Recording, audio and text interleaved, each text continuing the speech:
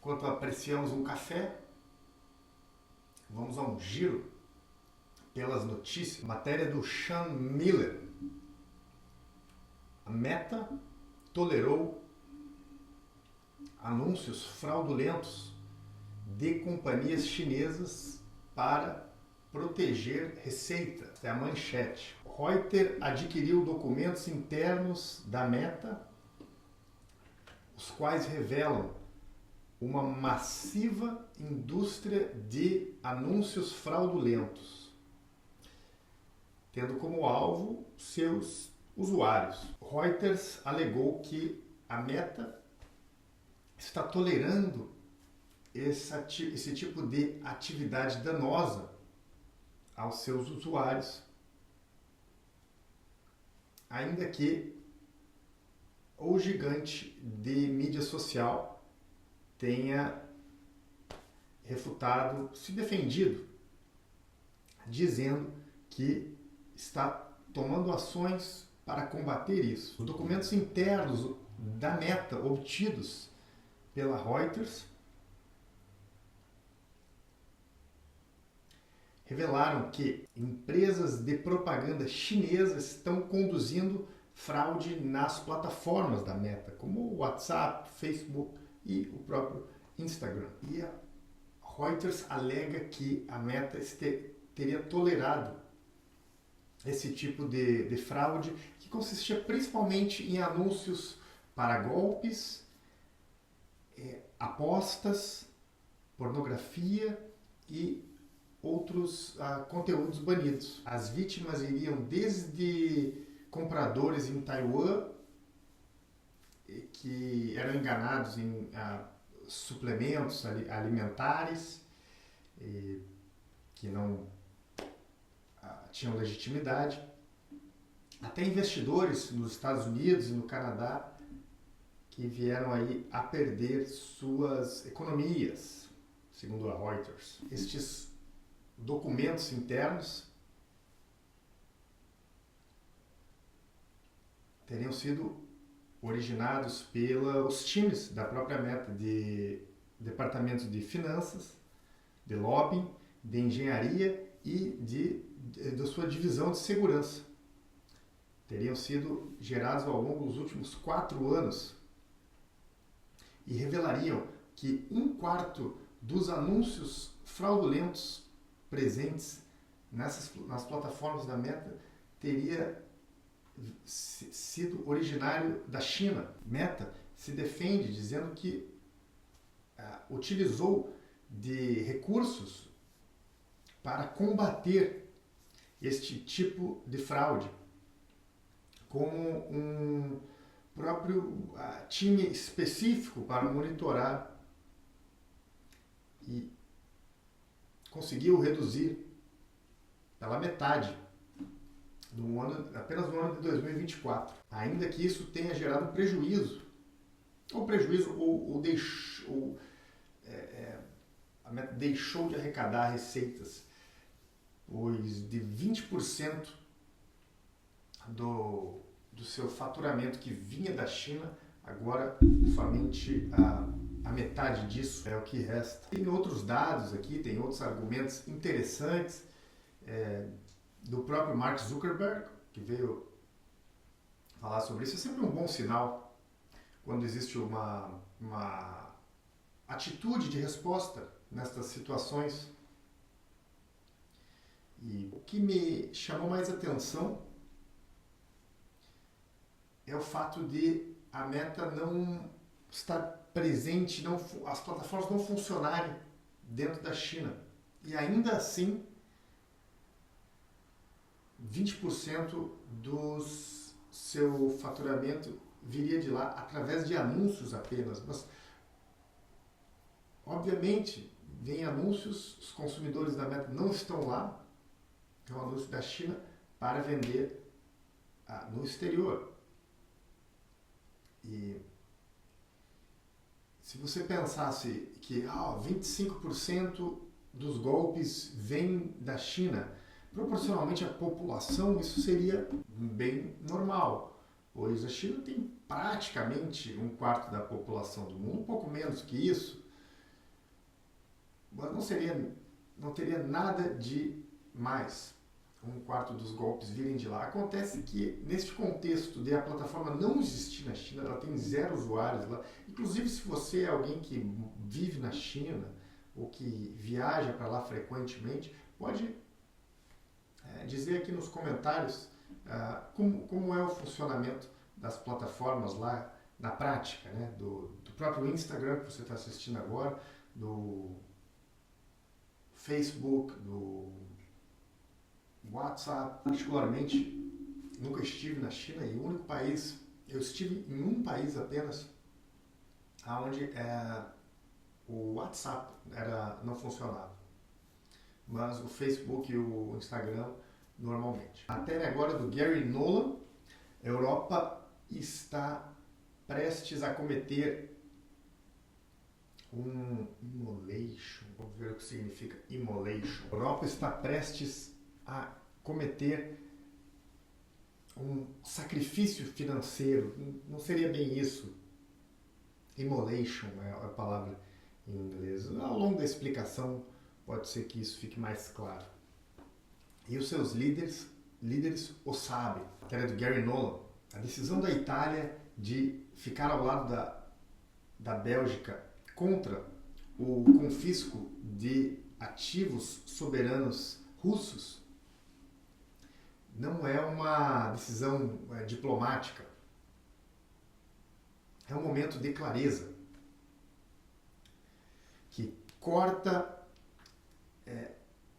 essa moralidade nebulosa presente em Bruxelas, que é a sede do Parlamento Europeu, se não me engano, do governo da União Europeia. Fora os slogans, a verdade é inevitável. Confisco de reservas soberanas russas não vai mudar o curso da guerra na Ucrânia, nem mesmo em 1 polegada. Interessante que este é um artigo de opinião, principalmente, do Gary Nolan. Estou aqui utilizando as palavras dele, praticamente. Segundo Gary Nolan, isso não é sobre ajudar a financiar a Ucrânia, mas sim definir se a propriedade soberana ainda existe no Ocidente. E esse confisco abriu precedentes para uma desconfiança geral. Segundo ele, uma vez que a regra é rompida, o capital não debate. Ele imediatamente reprecifica o risco. E é isso. O confisco envia uma mensagem para todo o país fora da órbita da política do Ocidente, ocidental atual, que as suas economias estão somente seguras de acordo com a sua concordância política. Então ele conclui que a Itália, essa posição da Itália não é ideológica, é matemática. Os mercados começam a questionar a neutralidade das reservas de moedas e os seus agentes de custódia. Fechar, o confisco não será lembrado como um ataque a Moscou, e sim como um momento em que o direito à propriedade termina e a obediência começa. Aí a análise do Gary Nolan sobre esta questão. A Venezuela, um assunto em alta, quase todos os dias temos aí atualizações. Matéria do Zero Hedge: os últimos ataques a barcos com drogas vieram após Trump ter classificado fentanol como uma arma de destruição em massa. O Pentágono liberou as últimas filmagens que mostram ataques aéreos tendo como alvo supostas embarcações que estariam realizando o tráfico de drogas na América Latina. Apenas algumas horas depois de Trump anunciar em Washington que o fentanol oficialmente foi declarado uma arma de destruição em massa. E isso faz parte da guerra que estamos vivendo, seja o fentanol uma arma de destruição em massa ou não. É uma nova maneira de fazer guerra é muito biológica. Mais detalhes sobre os ataques, segundo a inteligência do Comando do Sul, do Exército estadunidense, existia evidências de que as embarcações atingidas realmente estavam a serviço do tráfico, Aí Trump comenta que os números de mortes nos Estados Unidos pelo fentanol são entre 200 e 300 mil, somente do que nós conhecemos. Essa matéria ela tem uma conotação até uma conotação de questionamento e mais voltada para que o próprio Pentágono, apesar de ter liberado essas filmagens, não teria mostrado evidência nenhuma dessas embarcações terem relações com o tráfico de drogas. Também traz os dados de que hoje já não temos acesso, mas que ao longo dos últimos anos ficou bem evidenciado que China e México eram os países mais responsáveis pelo comércio de fentanol. Interessante Bom, aí fala também do ministro das Relações Exteriores da Venezuela, acusando o plano dos Estados Unidos de ser 100% motivado pela questão energética, que a Venezuela é a maior reserva de petróleo do mundo, inclusive maior do que a Arábia Saudita. Nessa questão, tenho visto, além dessa reportagem do Zero Hedge, mas em muitas outras, argumentos muito bem fundamentados a favor da invasão estadunidense à Venezuela e, por outro lado, argumentos muito bem fundamentados contra a invasão. Hoje eu trouxe a matéria do Zero Hedge, que é mais contra, questiona os motivos e as evidências dessa invasão, mas eventualmente eu devo estar trazendo notícias dos dois lados, né? Eu trago de maneira aleatória aqui, praticamente aleatória, as notícias do dia. Agora, a matéria da ESPN Brasil, lutador Anderson Silva, explica por que a luta contra Chael Sonnen foi morna, entre aspas. Bom, basicamente, o que ele já... Olha, eu nem li a matéria inteira, mas é que o próprio Anderson Silva aponta a luta como sendo de exibição. Tá? Não teria sido uma luta de exibição, muito normal que não tenha sido tão excitante como algumas pessoas esperam. Anderson Silva lutará no card do evento desse final de semana em Miami, o Netflix, esta sexta-feira,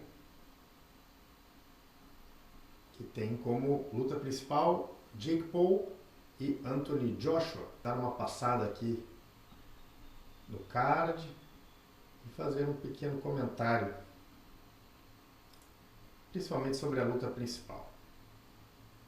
Olha, o evento acontece sexta-feira, 19 de dezembro, às 8 da noite, horário da costa oeste dos Estados Unidos, ou seja, às 10 da noite, horário de Brasília. Eu vou citar as lutas apenas de onde tenha alguém conhecido para mim. Olha, eu realmente não conheço a maioria dos lutadores.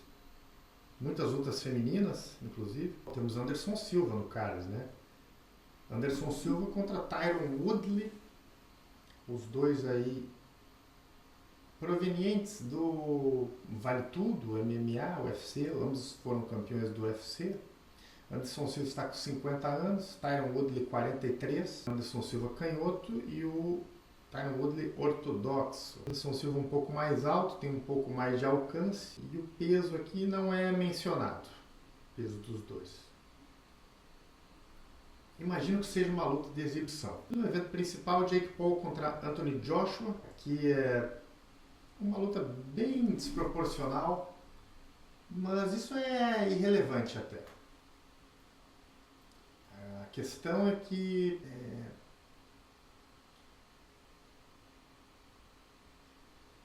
é um entretenimento e a grandeza, a proporção que este evento, que esta luta toma. Eu imagino que seja uma luta de exibição também. E se a luta é combinada, se ela segue um script, isso é o que menos importa. O entretenimento está acima de tudo. E a maneira como esse evento está sendo conduzido é impressionante.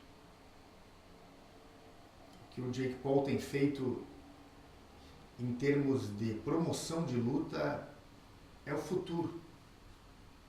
Sem dúvida, é o futuro. Passamos por muitas notícias, sempre interessante lembrar de que o que acontece na sua casa é mais importante do que acontece na Casa Branca, Dave Ramsey. Frase dele. E eu acrescento que acontece na sua vida é muito mais importante do que acontece na sua tela. Portanto, sucesso e felicidades para você no dia de hoje.